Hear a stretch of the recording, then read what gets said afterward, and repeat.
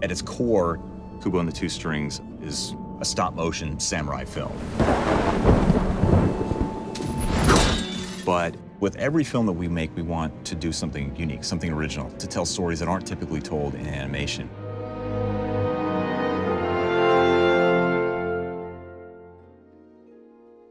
It's a fantastical journey that our hero goes through. It's a sort of adventure set in mythical Japan, and one of the thrills about that was delving into a culture that's so visually rich. There's an extensive amount of research that goes into all of the history. It's a highly important part of Japanese culture to pay attention to detail.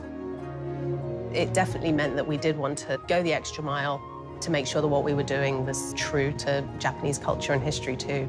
This was where my father prepared for his quest. When I was growing up, I loved big epic films, and in some ways, Japan is the kind of the birthplace of the modern cinematic epic.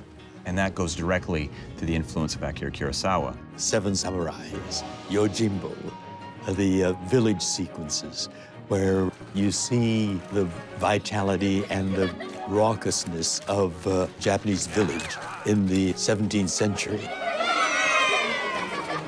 We looked at origami. Ow! We looked at Issey Miyake's work and how folding structures work around body shapes. We worked with a lot of woodblock kind of motifs. We looked at that and tried to bring that into the film. We used a sort of simplification of large organic shapes that are prevalent in woodblock. We have laser cutters now and screen printing, so we were able to actually map on those textures. And so if you look at this film and all the surfaces and the ground and the skies and the fabrics in people's faces, everything has that same quality, that same woodblock texture, because it was rooted in this one place.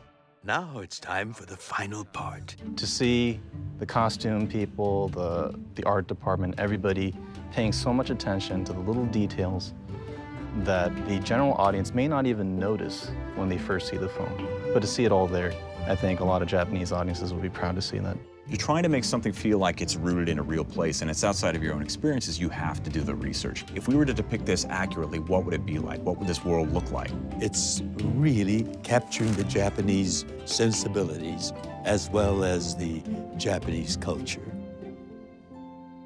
We rooted it in something that was real, but in the end, it really is more like an impressionistic painting of a place. And, you know, I think it looks pretty beautiful.